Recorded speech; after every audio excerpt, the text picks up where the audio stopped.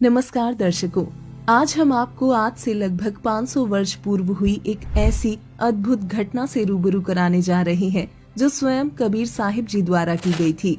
जी हाँ दर्शकों, हम उन्हीं कबीर जी की बात कर रहे हैं जिनकी तस्वीर इस समय आपके मस्तिष्क में चल रही है, जिन्हें आज सारी दुनिया एक कवि के रूप में जानती है। वही प्रसिद्ध कवि जिनके दोहे और साखी हम स्कूलों की किताबों में पढ़ते हैं, वही कबीर जिनके दोहे हर किसी की जुबान पर होते हैं, फिर वो चाहे कोई संत हो या कोई आम आदमी।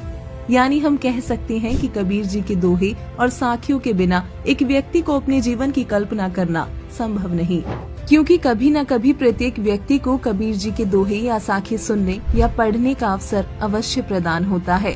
तो वही कुछ ऐसे लोग भी हैं जो कबीर जी को भगवान का दर्जा देते हैं।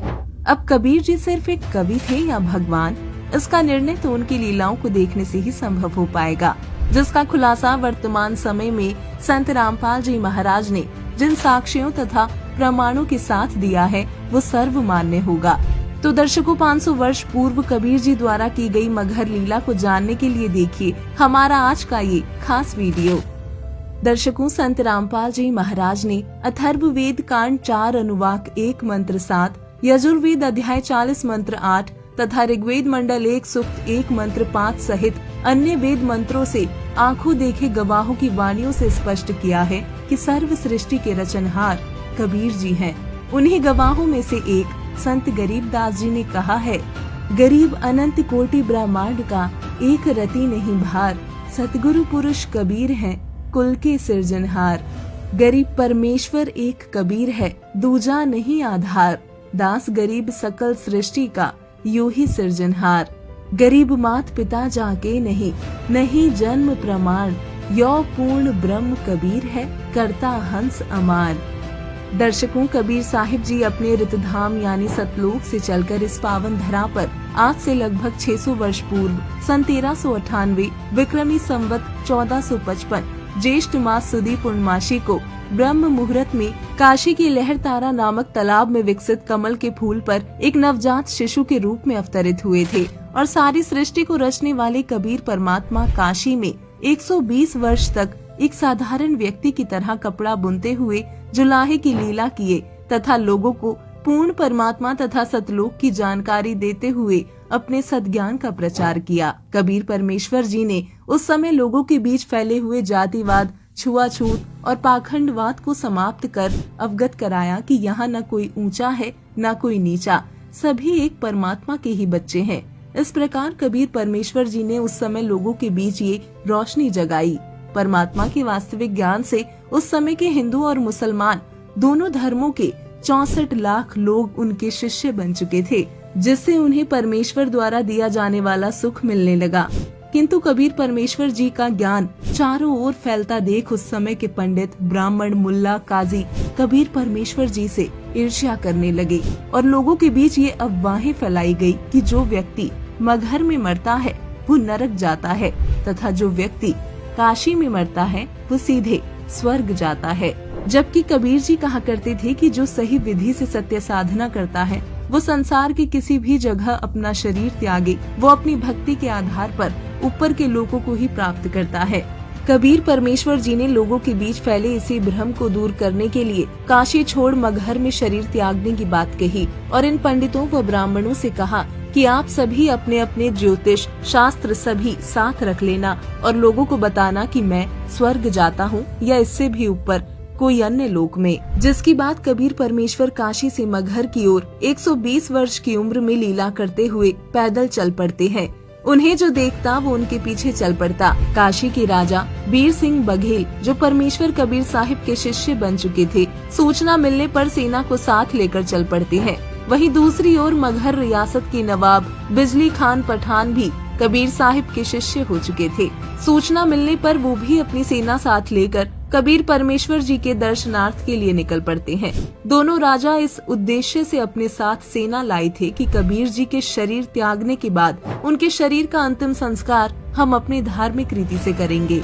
कबीर परमेश्वर जी की इस लीला को देखने के लिए हजारों की संख्या में दर्शक और शिष्य उनके साथ मगहर गए।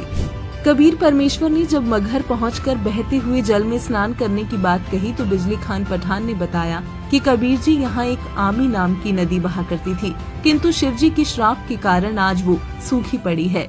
लेकिन आपके नहाने के लिए हमने पानी की व्यवस्था कर रखी है। तभी परमेश्वर कबीर जी ने कहा कि दिखाओ वो नदी कहाँ है।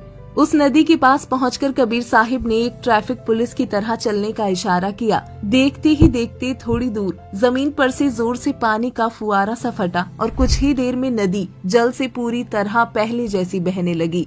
परमेश्वर कबीर जी की ये लीला देख वहाँ मौजूद लोग हैरान तथा खुशी से गदगद हो गए।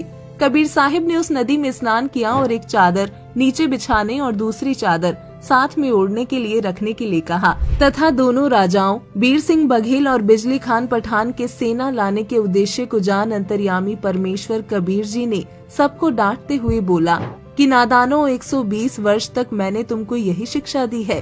साथ ही समझाया कि दफनाने और जलाने में कोई अंतर नहीं है। मरने के बाद ये शरीर मिट्टी है जो मिट्टी में ही मिल जाएगा। नादानों, सुन लो, यदि झगड़ा कर लिया तो मुझसे बुरा कोई नहीं। तथा सबको आदेश दिया कि इन दो चादरों के बीच जो भी मिले उसको दोनों आधा आधा बांट लेना और मेरे जाने के बाद कोई किसी से लड़ाई नहीं करेगा। चाहे मेरे शरीर को आधा आधा काट लेना, पर आपस में झगड़ा मत करना। ये मेरा अंतिम आदेश है। इसके बाद कबीर परमेश्वर ने माह महीने की शुक्ल पक्ष तिथि एकादशी विक्रमी संवत 1575 सन 1518 को एक चादर नीचे बिछाई, जिस पर भक्तों ने कुछ फूल डाल दिए थे और उस पर लेटकर दूसरी चादर अपने ऊपर ओढ़ ली। जिसकी थोड़ी ही देर बाद आकाशवाणी हुई कि चादर उठाकर देख लो, उसमें कोई शरीर नहीं है। और पंडितों, अपने पोथी पत्रे खोलकर देख लो, मैं तो जा रहा हूँ स्वर्ग से भी ऊपर अपने अमर धाम सतलोक को। ये आकाशवाणी सुन जब चादर हटाई गई तो वहाँ केवल फूल ही फूल पड़े थे। जब सभी ने आसमान की ओर देखा तो उन्हें प्रकाश पुंज का गोला दिखाई दिया।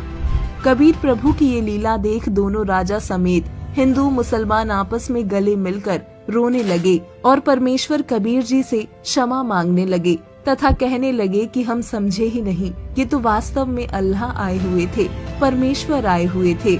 इस तरह परमेश्वर कबीर जी ने दोनों राजाओं के बीच एक भयंकर युद्ध होने से रोक दिया तथा दोनों धर्मों के लोगों में एक भाईचारे तथा धार्मिक सामंजस्य का बीज बो गए, जिसका प्रमाण हमें मगहर वर्तमान जिला संत कबीर नगर में देखने को मिलता है, जहां दोनों धर्मों हिंदुओं तथा मुसलमानों ने कबीर साहिब के शरीर के स्थान पर मिले एक एक चादर तथा आधे आधे सुगंधित फूल लेकर 100 फीट के अंतर पर एक एक यादगार भिन्न भिन्न बनाई हुई है।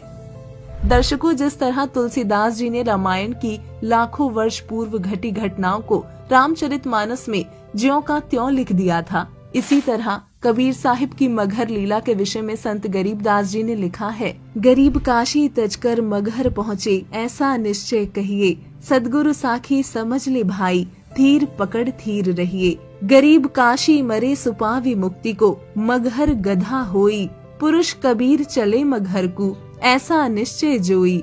गरीब काशी के तो पंडित कूके, मगहर मरो न भाई, वहाँ तो पृथ्वी सूची नाही, तिरसंख पड़ा बिललाई।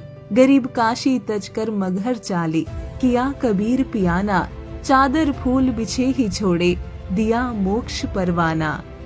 दर्शकों, इस तरह कबीर परमात्मा ने पूरे भक्त समाज को ये संदेश दिया कि सही विधि से भक्ति करने वाला व्यक्ति अपने परम धाम यानी सतलोक को ही प्राप्त होता है, चाहे वो किसी भी धर्म जाति का हो तथा चाहे वो किसी भी स्थान पर अपने प्राण त्यागे।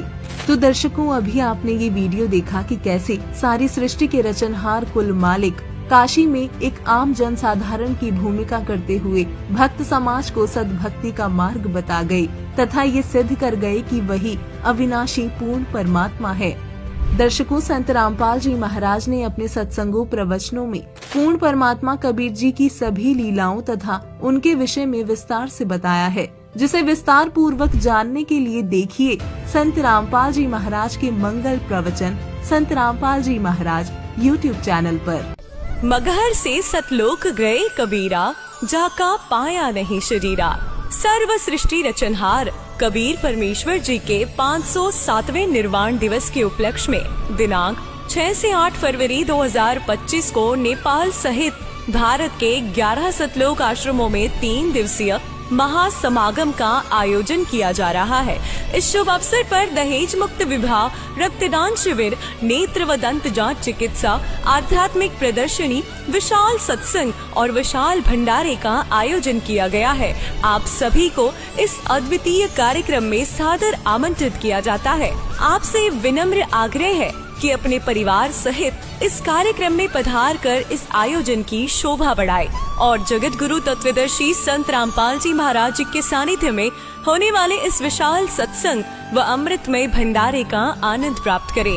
इस भव्य कार्यक्रम का आयोजन सभी सतलोक आश्रमों में किया जाएगा। इस कार्यक्रम का सीधा प्रसारण सतलोक आश्रम श्री धनाना धाम, तहसील गोहाना, जिला सोनीपत, हरियाणा से आप 8 फरवरी 2025 को सुबह 9:10 से साधना टीवी चैनल, संत रामपाल जी महाराज यूट्यूब चैनल और स्पिरिचुअल लीडर संत रामपाल जी पर देख सकते हैं।